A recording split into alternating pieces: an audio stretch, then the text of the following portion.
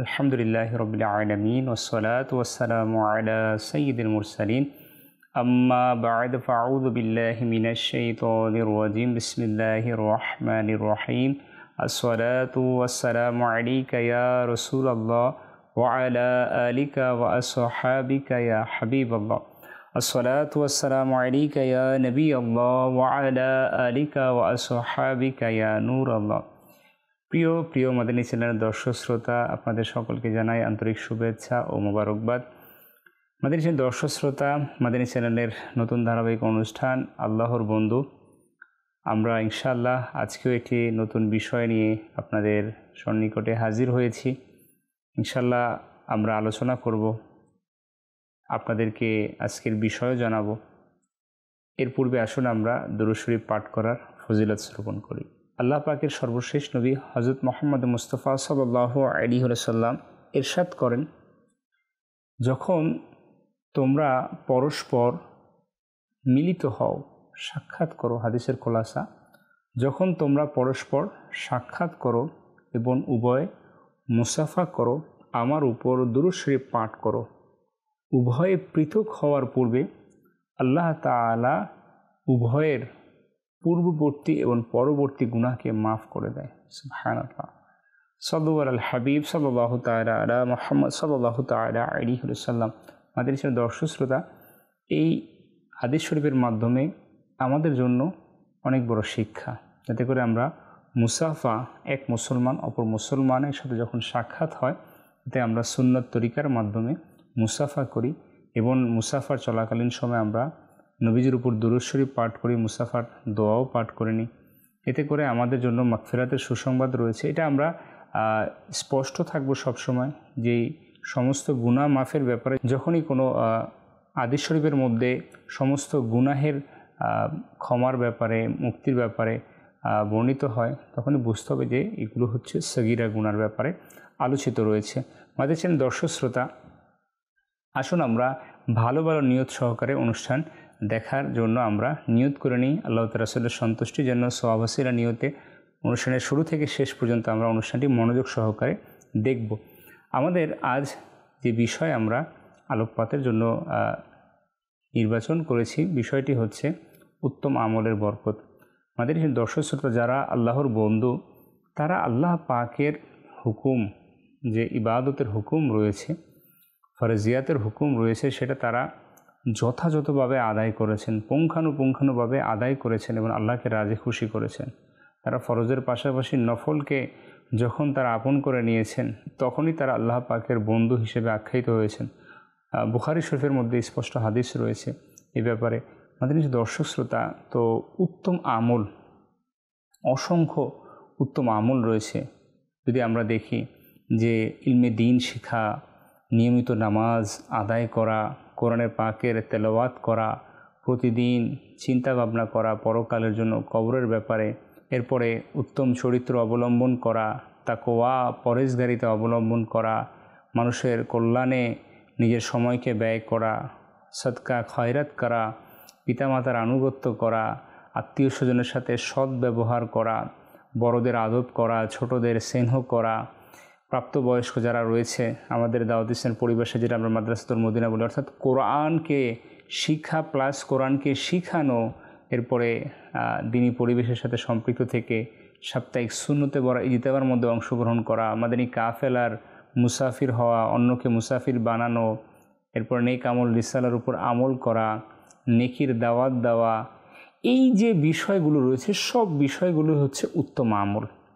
যদি আপনি এই উত্তম আমল এর মধ্যে নিজেকে, নিজের সময়কে, নিজের জানকে, নিজের মালকে কুরবানি দিতে সক্ষম হই, তাহলে আপনি আল্লাহর বন্ধু যারা, তাদের কাতারের মধ্যে আপনি আসতে পারবো। এটা আমার আপনার জন্য সৌভাগ্য হবে। আল্লাহর বন্ধু যারা হয়েছেন, তারা আল্লাহ পাকের প্রত্যেকটি আদেশকে, প্রত্যেকটি নিষেধকে তারা চিন্তা করে, ফিকির করে তারা সেইভাবে তাদের জীবনকে পরিচালিত করেছেন। আমাদের এই অনুষ্ঠানের উদ্দেশ্য এটাই যে আল্লাহর বন্ধু যারা, আম্বিয়া আলাইহিসসালাতু ওয়াসসালাম, সিদ্দিকিন, যারা শহীদিন, যারা সলিহিন, এই সমস্ত বুজুর্গানে দিন, আল্লাহর ওলি যারা, আল্লাহর বন্ধু, তারাই তাদের পদাঙ্ক অনুসরণ করাই হচ্ছে মূলত আমাদের মূল জীবনের লক্ষ্য। তো আজ আমরা শুনব তাদেরই জীবন থেকে যে উত্তম আমল, এর মাধ্যমে বরকত যে অর্জন করা, এটা কত যে আমার আপনার জন্য সৌভাগ্যের বিষয়। আল্লাহ তাআলা আমার আপনার জন্য উত্তম আমলের প্রতিদান যে কী রেখেছেন, সেটা আমি আপনি চিন্তাও ফিকিরও করতে পারবো না। শুধু আমার আপনার উচিত হচ্ছে যে উত্তম আমলের মধ্যে নিজেকে নিয়োজিত করা। আমাদের সে দর্শক শ্রোতা, এটা আমাদেরকে খেয়াল রাখতে হবে, দুনিয়া হচ্ছে আমল করার স্থান, আর পরকাল হচ্ছে সেটার প্রতিদান পাওয়ার স্থান। এখন আমি আপনি এখানে যেই আমল করব সেটার প্রতিদান সেখানে আমি পাব। যেমনটা করে আমি যেই শস্য বীজ বপন করব সেটার ফল আমি কিন্তু সেটাই পাব। অর্থাৎ এমনটা হবে না যে আমি চারা গাছ লাগালাম আমের আর পাবো আমি লিচু, সেটা কখনই হবে না। অর্থাৎ যে আমল আমি করব সেটার প্রতিদিন আমি তেমনই পাবো। এখন আমি আপনি উত্তম আমলের ব্যাপারে কতটুকু নিজেকে সচেষ্ট। আজ মুসলমানদের একটা বড় সংখ্যক যারা উত্তম আমল থেকে গাফিল, উদাসীন। উত্তম আমলের ব্যাপারে যদি তাদেরকে বলা হয়, তারা সেটাতে কর্ণপাত করে না, সেটা নিয়ে তারা ফিকিরও করে না যে জীবনকে কোনভাবে আমি পরিচালিত করছি। কিন্তু আল্লাহর বন্ধু যারা ছিলেন, যারা আছেন, তারা তাদের জীবনকে উত্তম আমল দ্বারা সজ্জিত করে নিয়েছেন। আমরা শুনব তেমনই এক বুজুর্গ রহমতুল্লাহ তাআলার জীবন থেকে যে উত্তম আমল এর বরকত সে কী লাভ করেছেন। আমাদের যে দর্শক শ্রোতা, যে কোনো আমলকে আমাদের ছোট করে দেখার কোনো সুযোগ নেই। আল্লাহ কোন আমলের কারণে, আল্লাহ কোন আমলের বরকতে আমাকে আপনাকে মাগফিরাত দান করে, এটা আমি আপনি বলতে পারবো না। তো আমাদের উচিত যে প্রত্যেকটা আমলকে গুরুত্ব দিয়ে সে আমলকে সম্পূর্ণ করা। আল্লাহ পাকের অলি হজরত মনসুর রহমতুল্লাহ তাআলা আলাইহি, আল্লাহ পাকের একজন প্রসিদ্ধ অলি ছিলেন। তো তার ওফাতের সময় যখন নিকটবর্তী হয়, তো ইনার অবস্থা এমন হয় তিনি অঝোর নয়নে কাঁদতে লাগেন। তো এমন অবস্থা যে একজন মা এর পাশে সন্তান, মৃত সন্তান যেভাবে পড়ে থাকলে মা কান্না করে, তিনিও ঠিক একইভাবে তিনি কাঁদতে লাগলেন। তো লোকেরা তাকে দেখে জিজ্ঞাসা করলেন, হুজুর আপনি এত কান্না কেন করছেন? আপনি তো অনেক পবিত্র একজন ব্যক্তি, আপনার গোটা 80 বছরের জিন্দেগি আপনি শুধু ইবাদত করে আল্লাহকে রাজি খুশি করেছেন। আমরা এটা দেখেছি নিজ স্বচক্ষে, আপনি সবসময় রবের ইবাদত করেছেন। তো তিনি লোকেদের জিজ্ঞাসা করার পর তিনি উত্তর প্রদান করলেন যে আমি আমার গুনাহের কারণে অশ্রু জড়াচ্ছি, যে আমি আল্লাহর রহমত থেকে যে দূরে সরে গিয়েছি, এটার জন্য আমি অশ্রু প্রবাহিত হচ্ছি। এটা তাদের তাকওয়া ছিল, বিনয়ী ছিল। তারা সবসময় নিজেদেরকে আল্লাহ তাআলার দরবারে তুচ্ছ মনে করতেন। তো হযরত মনসুর রহমতুল্লাহ তাআলার ঠিক একই ধারাবাহিকতা, যেই ধারাবাহিকতা আউলিয়া কেরামের মধ্যে ছিল, আল্লাহ তাআলার দরবারে নিজেকে তুচ্ছ মনে করা।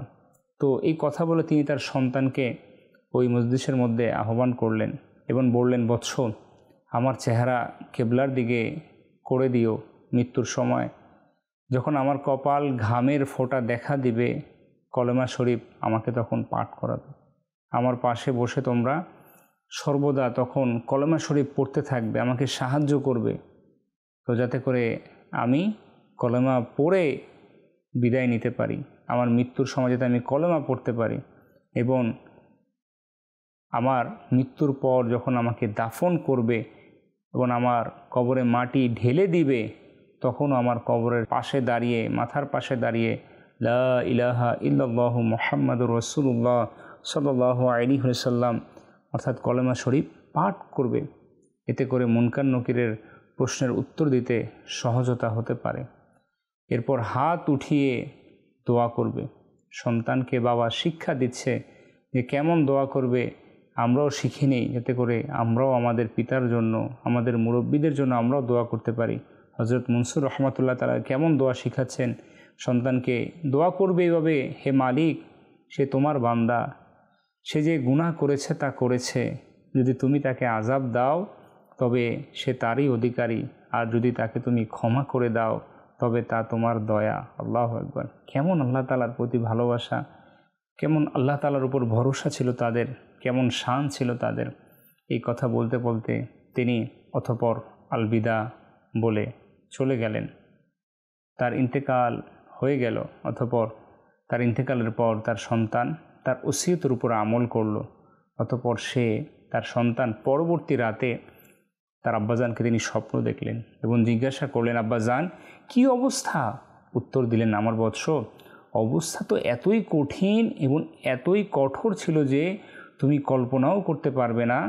যখন আমার দয়ালু রবের দরবারে হিসাবের জন্য দাঁড়ালাম, তখন তিনি ইরশাদ করলেন, আমার বান্দা বলো আমার জন্য কি এনেছো? আল্লাহ আল্লাহ আল্লাহ। আমি আরজ করলাম, মালিক, জীবনে 60টা হজ করেছি, 60টা হজ তোমার হুকুম পালন করেছি, তো আল্লাহ তাআলার দরবার থেকে উত্তর আসবে একটা হজও কবুল হয়নি। আল্লাহ আল্লাহ আল্লাহ। তখন আবার জিজ্ঞাসা করবে, আর কি এনেছো? তখন বলা হবে, আল্লাহ পাক 1000 দিরহাম সদকা খয়রাত এনেছি। ইরশাদ করলেন, তোমার ওই খয়রাতের মধ্যে 1 দিরহামও আল্লাহ তাআলার দরবারে কবুল হয়নি। আল্লাহ আল্লাহ আল্লাহ। তখন আমি বললাম, হে দয়ালু রব, তবে তো আমি ধ্বংস হয়ে গেছি এবং আমার জন্য ধ্বংসই ধ্বংস। তখন দয়ালু রব ইরশাদ করলেন, তোমার কি স্মরণে আছে যে একবার তুমি তোমার ঘর থেকে বের হওয়ার সময় বাইরে কোথাও যাচ্ছিলে, পথে তুমি একটা কাঁটা দেখলে এবং মানুষের কষ্ট থেকে বাঁচানোর নিয়তে সেই কাঁটা পথ থেকে সরিয়ে দিয়েছিলে? আমি তোমার সেই আমল কবুল করে নিয়েছি। আল্লাহু আকবার। এবং এর কারণে তোমাকে ক্ষমা করে দিয়েছি। হিকায়াতুস সালিহিন এই কিতাবের মধ্যে এই চমৎকার ঘটনাটি বর্ণিত রয়েছে। মাদানী দর্শক শ্রোতা, একটু চিন্তা করুন, আল্লাহ পাকের কেমন দয়া, কেমন রহমত যে আল্লাহ পাক তার বান্দাকে একটা ছোট্ট আমল এর বদৌলতে তাকে মাগফিরাত দান করে দিয়েছেন, ক্ষমা করে দিয়েছেন। হ্যাঁ, কিয়ামতের ময়দানটা এমনটাই হবে, আল্লাহ পাক বান্দাকে নাজাত দিবেন কোনো না কোনো একটা আমলের বরকতে। তো আমরা একটু চিন্তা করি, সেই উত্তম আমল আমি আপনি কতটুকু করি, যে আমল করে আল্লাহ পাকের বান্দারা আল্লাহ পাকের নৈকট্যশীলতা অর্জন করেছে, আল্লাহ পাকে রাজি খুশি করেছে। উত্তম আমল এর বরকত অবশ্যই জান্নাত। জান্নাত এটাই চূড়ান্ত আমার আপনার জন্য প্রতিদান। উত্তম আমলের বরকত যদি আমি দেখি, তাহলে এটা দুনিয়াতেও আমি আপনি পাবো। দুনিয়াতেও আমি আপনি উত্তম আমলের বরকত এমনটাও হবে আল্লাহর দয়ায় যে আমি কোনো বড় বিপদ থেকে বেঁচে যাব। এমনটাও হবে যে আল্লাহ পাকের সন্তুষ্টি আমি আপনি অর্জিত করতে পারবো দুনিয়াতে। উত্তম আমলের বরকত কবর হাসরের আযাব থেকে মুক্তি পাওয়া যাবে। উত্তম আমলের বরকত গুনাহ থেকে ক্ষমা মিলে যাবে। উত্তম আমলের বরকত আল্লাহ পাকের রহমত অবতীর্ণ হবে। উত্তম আমলের বিনিময়ে দুনিয়া আখিরাতের উত্তম প্রতিদান অর্জিত হবে। উত্তম আমলের বরকতে আমার আপনার দুনিয়ার পেরেশানি দূর হবে, আরাম, এটা প্রশান্তি, এটা আমার আপনার লাভ হবে। এবং উত্তম আমলের কারণে বান্দার আয়ু পর্যন্ত বৃদ্ধি পেয়ে যাবে। তো একটু চিন্তা করি যে উত্তম আমলের এত বরকত, চূড়ান্ত আমার আপনার বরকত হচ্ছে জান্নাত। কিন্তু আমি আপনি উত্তম আমল করে আমি চাইলে কিন্তু আমার আপনার আয়ুকে বাড়িয়ে নিতে পারবো। আমি আপনি চাইলে উত্তম আমল করে আমার আপনার দুনিয়াতে যে আর্থিক পেরেশানি রয়েছে সেই পেরেশানিকে দূর করে দিতে পারবো। আমি চাইলে আমি আপনার উত্তম আমলের বরকতে আল্লাহ পাকের দয়ায় দুনিয়ার সফলতাকে অর্জন করতে পারবো।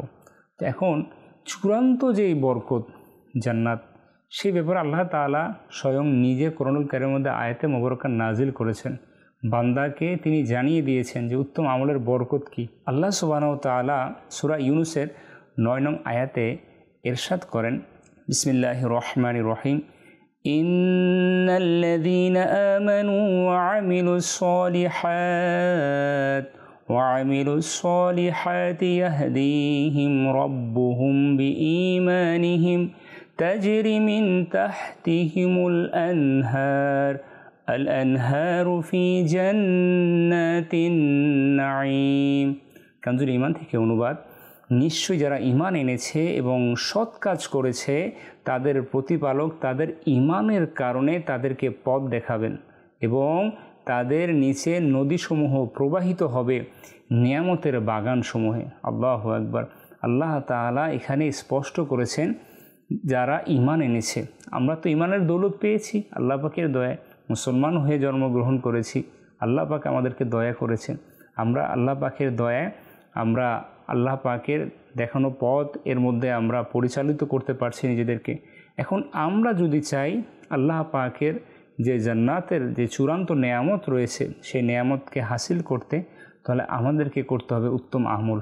এই উত্তম আমলের বরকতেই সম্ভব হবে কাল কিয়ামতের ময়দানে এই আল্লাহ পাকের বন্ধু যারা হবেন তারা আলিশান যে অবস্থা তাদের হবে সেদিন দৃশ্যমান হবে গোটা কিয়ামতের ময়দানে।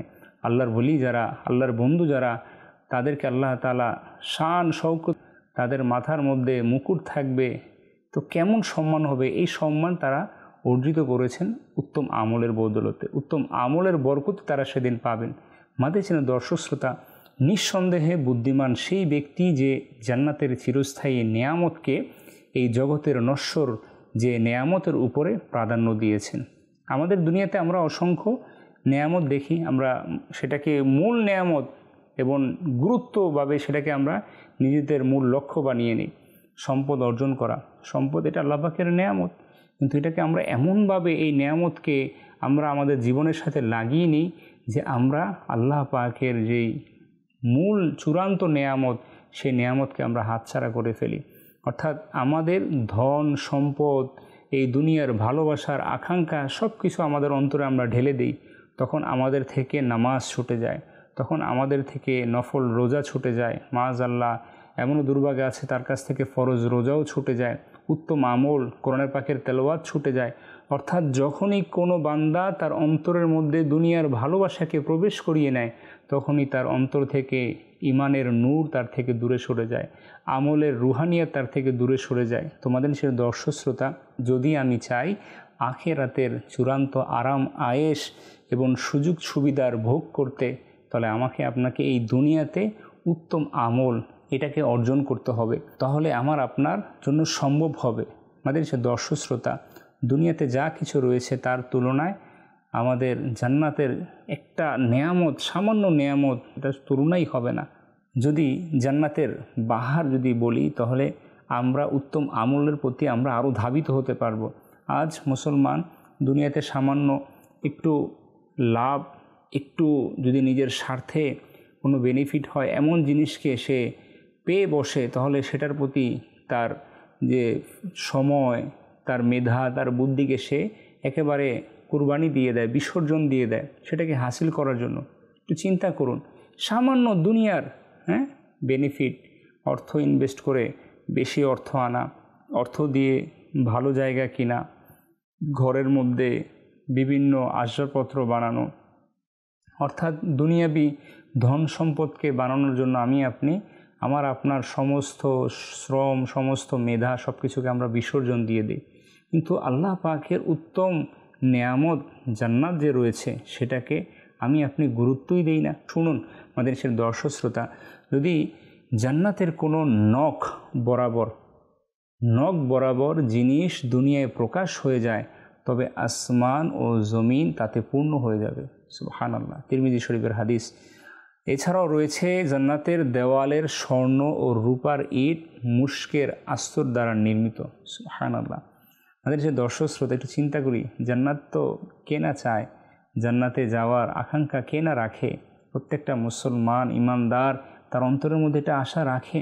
তো বলা হয়েছে জান্নাতের মধ্যে 4টা নদী রয়েছে, একটি পানির, একটি দুধের, এবং একটি হচ্ছে মধুর, এবং আরেকটি হচ্ছে সর্বশেষ শরাবের।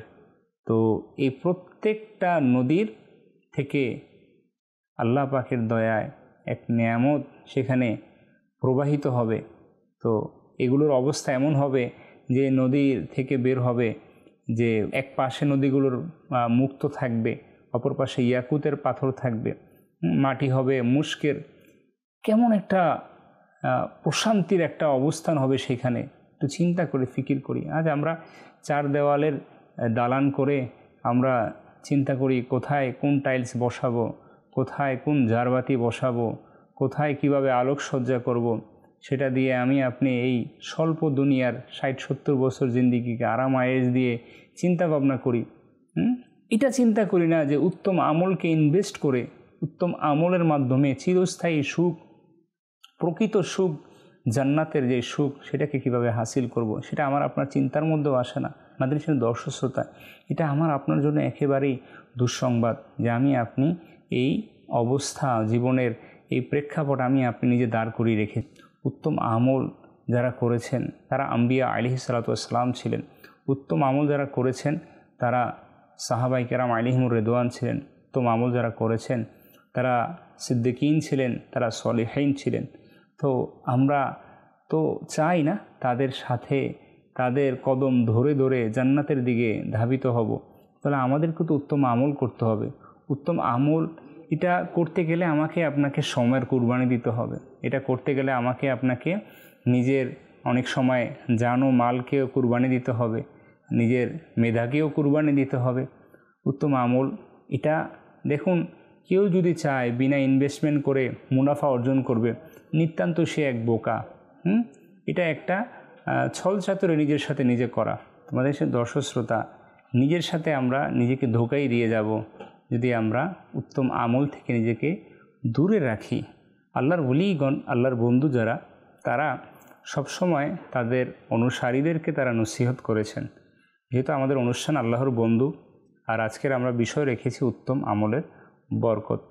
তো আল্লাহর ওলিগণ, আল্লাহর বন্ধু যারা, তারা তাদের যারা অনুসারী ছিল, যখনই তাদের সম্মুখে তারা আসতো, তারা চেষ্টা করতেন তাদেরকে নসিহত করে খৌফে খোদা দিয়ে, আল্লাহ তাআলার ভয় প্রবেশ করি অন্তরের মধ্যে, নবীর ইশক মোহাব্বত ভালোবাসা দিয়ে তাদেরকে উত্তম আমলের দিকে ধাবিত করা, তাদেরকে তাকওয়াবান উত্তম চরিত্রের অধিকারী করে তাদেরকে আল্লাহর রাস্তার দিকে পরিচালিত করা। আল্লাহর এক ওলি, আল্লাহর এক বন্ধু, আল্লাহ তাআলার এক নৈকট্যশীল বান্দা হযরত মুহাম্মদ বিন হুসাইন রহমতুল্লাহ তাআলা আলাইহি, তিনি বলেন, আমি হযরত মুয়াবিয়া আসওয়াদ রহমতুল্লাহ তাআলা আলাইহিকে অর্ধ রাতে দেখলাম যে তিনি অনবরত কান্না করছেন এবং তার মোবারক মুখে এই উপদেশ বাক্য অব্যাহত ছিল।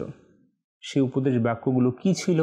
আসুন আমরা একটু মনোযোগ দিয়ে শ্রবণ করার চেষ্টা করি। মাদ্রাসার দর্শক শ্রোতা, হয়তোবা তার ওই আল্লাহর ওলির, আল্লাহর বন্ধুর ওই বাক্যগুলো হয়তোবা আজ শ্রবণ করার মাধ্যমে আমার আপনার হয়তোবা হেদায়েতের মাধ্যম জারিয়া হয়ে যাবে, হয়তোবা আমার আপনার সংশোধনের একটা জারিয়া হয়ে যাবে। তিনি কি বাক্যগুলো ব্যক্ত করেছেন আসুন আমরা শুনি। সাবধান, যে ব্যক্তি দুনিয়াকে নিজের উদ্দেশ্য বানিয়ে নিল এবং সর্বদা তা অর্জন করাতেই লেগে রইল, তবে কাল কিয়ামতের দিন তাকে অনেক বেশি দুঃখ এবং কষ্টের সম্মুখীন হতে হবে। আল্লাহ আল্লাহ।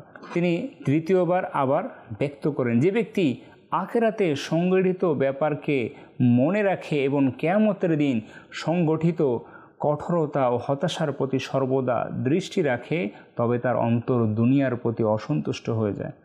আজ আমাদের অন্তর তো দুনিয়ার প্রতি সন্তুষ্ট হয়ে গিয়েছে, তাই তো আমরা দুনিয়াতে আজ আনন্দ, ফুর্তি, রং, তামাশা, বিনোদন এগুলো করে আমরা জীবনকে দুনিয়ার সন্তুষ্টির জন্য আমরা আমাদের অন্তরকে লাগিয়ে দিয়েছি।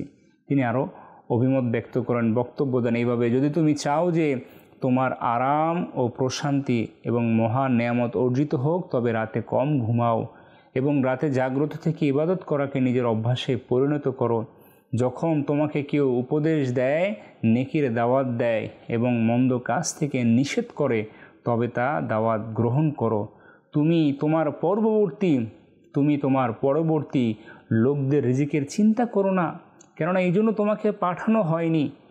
আল্লাহ তাআলা তাদের রিজিক দিয়ে তাদেরকে দুনিয়াতে পাঠাবেন। তুমি সর্বদা নিজেকে তোমার নিজের জন্য প্রস্তুত রাখো, কেননা তোমাকে আল্লাহ তাআলার দরবারে সামনাসামনি হতে হবে।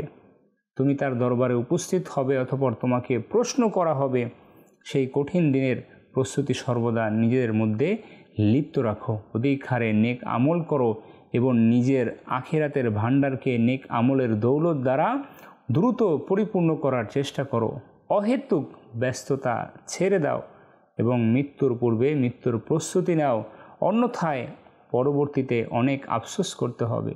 যখন তোমার রূহ বের হতে থাকবে এবং গলা পর্যন্ত পৌঁছে যাবে, তখন তোমার সকল পছন্দনীয় জিনিস যা তুমি পছন্দ করতে সবই দুনিয়াতে রয়ে যাবে এবং তোমার আক্ষেপের সীমা থাকবে না।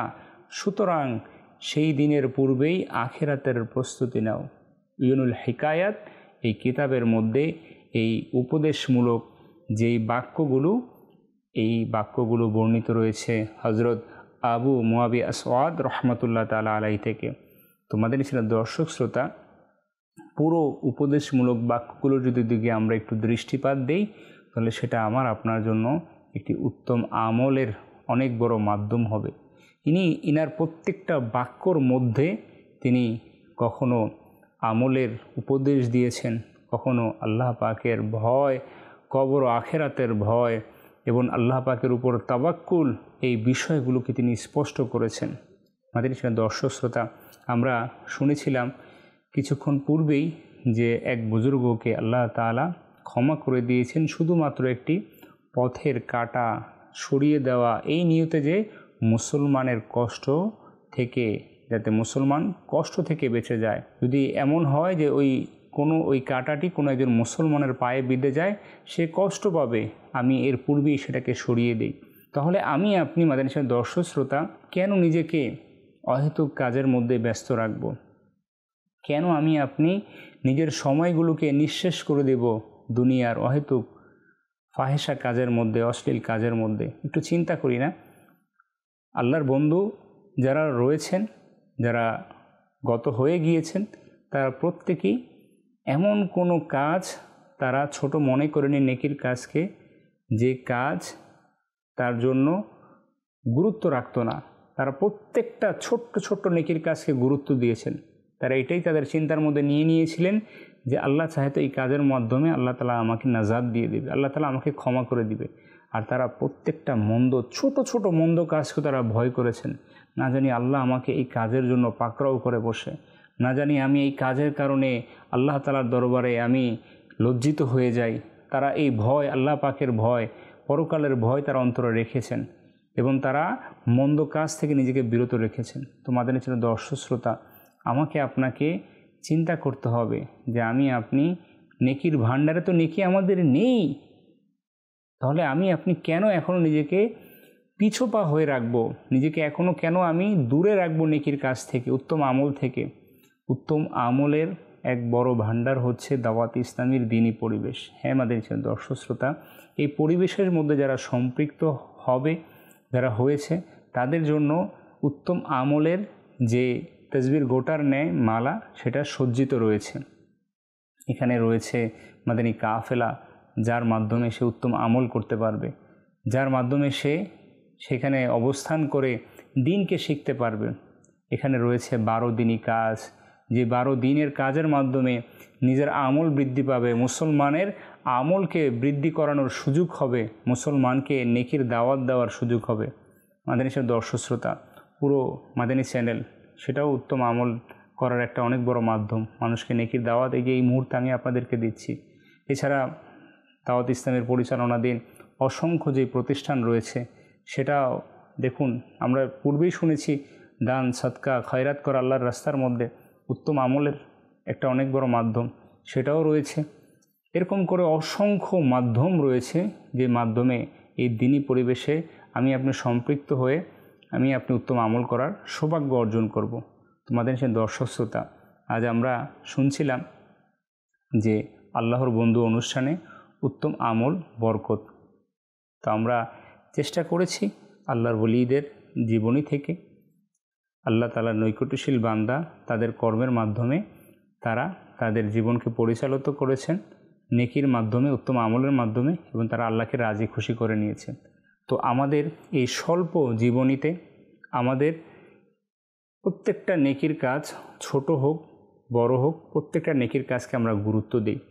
একটা মানুষকে যদি আমি আপনি একটা ভালো কথা বলে তার অন্তরকে খুশি করাতে পারি, আল্লাহ চাহে তো এর আমলের বরকতে আল্লাহ আমাকে নাজাত দিয়ে দেবে। আমি আপনি যদি একটা মানুষের পেরেশানির কথা শুনে তাকে সান্ত্বনাও দিতে পারি, এটাও আমার আপনার জন্য নাজাতের উসিলা হতে পারে, এটার বরকত আমি জান্নাত পেতে পারি, এটাও একটা উত্তম আমল রয়েছে। বলা হয়েছে কাবার চাইতেও একজন মুমিনের সম্মান অধিকতর রয়েছে। তো আমি আপনি চাইলে মুমিনের সম্মান দিয়ে তাজিম করে আল্লাহ তাআলার দরবারে উত্তম চূড়ান্ত যে নেয়ামত জান্নাত সেটাকে হাসিল করতে। এরকম ছোট ছোট কাজগুলো আমরা অনেক সময় করি সমাজের মধ্যে, যে মানবতার কল্যাণে আমরা অনেক কাজ করি, সমাজসেবামূলক কাজ আমরা করি। তবে এটা আমাকে খেয়াল রাখতে হবে, উত্তম আমলের যে চূড়ান্ত বরকত, চূড়ান্ত যে ফয়সালা জান্নাত, সেটাকে যদি আপনি হাসিল করতে যাই, আপনার ফরজ ইবাদতকে ঠিক রাখতে হবে, এরপরে নফল ইবাদতকে আপনার ঠিক রাখতে হবে। আল্লাহ তাআলা আমরা আজকের অনুষ্ঠানের শুরু থেকে এ পর্যন্ত যা কিছু আমরা শ্রবণ করতে পেরেছি, আমি বলতে পেরেছি, এর উপরে আমাকে আপনাদের সকলকে আমল করার তৌফিক দান করুক। আজকে এই পর্যন্তই। ইনশাআল্লাহ আগামী পর্বে আমরা আল্লাহর বন্ধু অনুষ্ঠানটির মধ্যে নতুন একটি বিষয় নিয়ে উপস্থিত হব। আর ততক্ষণ পর্যন্ত মাদানী চ্যানেল দেখতে থাকুন এবং নেকির কাজ করতে থাকুন, উত্তম আমল অর্জন করতে থাকুন। সাল্লু আলাল হাবিব সাল্লাল্লাহু তাআলা আলা মুহাম্মদ সাল্লাল্লাহু তাআলা আলাইহি ওয়াসাল্লাম।